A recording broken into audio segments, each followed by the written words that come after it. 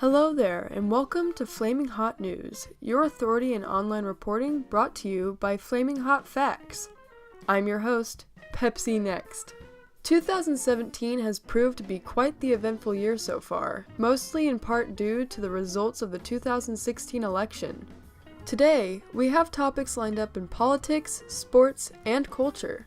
We also have some Oscar predictions, and be sure to stick around till the end for today's burning question. Before that, however, it's time for This Day in History.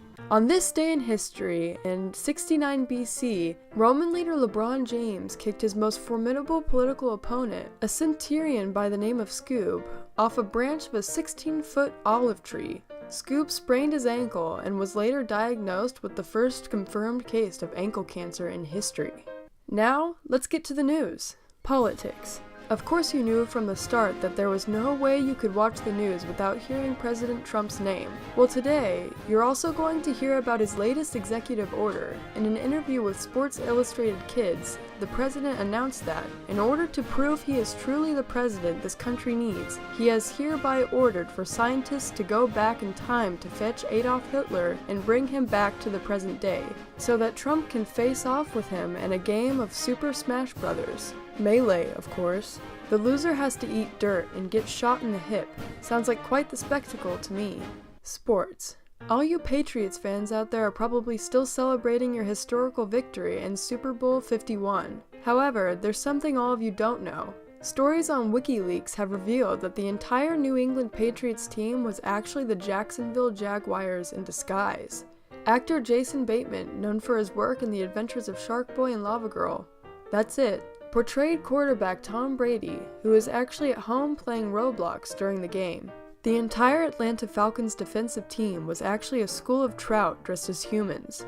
Their offensive team was the only truth on the field all along. Don't feel too bad, Patriots fans. We all got flim-flammed. Now it's time for some Oscar predictions. Best Editing. The Joker from The Dark Knight, the greatest movie of all time except for Django Unchained. We chose this one because Heath Ledger's Joker is the greatest actor of all time, and since we gave Best Actor to someone else, we had to give him a different award. Best Cinematography. I actually have no idea what the word cinematography means, so we're just gonna give this one to the Joker too. Best Camera Work. No one deserves this award more than Casey Neistat, because he owns a lot of cameras and seems to know quite a bit about them. He also takes pretty nice pictures and videos sometimes, so overall he's the best man for the award. Best Actor. This one goes to my man Leonardo DiCaprio. He just won his first Oscar last year from what I saw on Facebook, and it seems like he's a pretty good actor from what people say. So here's number 2.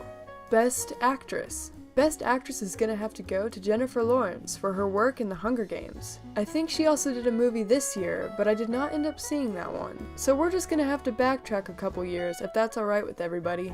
Best Picture. Oh boy, here's the big one. Alright, in all seriousness, I'm going to have to go with La La Land. This film was the most beautifully executed work of art I have seen in all my life. The soundtrack and set production takes you back to the golden age of cinema, while at the same time relating themes that remain relevant even to the struggling artists of today.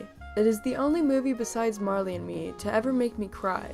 Only this time it wasn't because it was sad, but simply because of its pure beauty. And that's why I believe La La Land is easily the greatest film of the year. Wait, did I say La La Land? I meant The Joker. The Oscar goes to The Joker, the greatest film of the year. And that's it for this year's Oscar predictions. Back to the news. Culture. The popular internet meme princess known as the Cash Me Outside Girl has finally been cashed outside. By cashed outside, we mean the event actually took place indoors, and she received no cash. Anyway, her real name is Hermione Granger, and was recently discovered to have been part of a team of rogues that attempted to steal the Bill of Rights from the Constitution. They broke into the Chamber of Secrets using steel toothbrushes and warm towels to steal the Elder Scroll that houses the sacred document. They were caught by an off-duty cop who fought and apprehended them with his karate weapon. Cash Me Outside Girl is reportedly now being sued by George Washington. Her only comment on the incident was, "Bill me outside, how about that?" that looks like it for the news today. How do you feel about our first episode of Flaming Hot News? I know I said my male friend would narrate it, but unfortunately he was hit by a bus and contracted syphilis, which murdered him. Sad. Anyway, like I said, let us know what you think in the comments. Now it's time for today's burning question.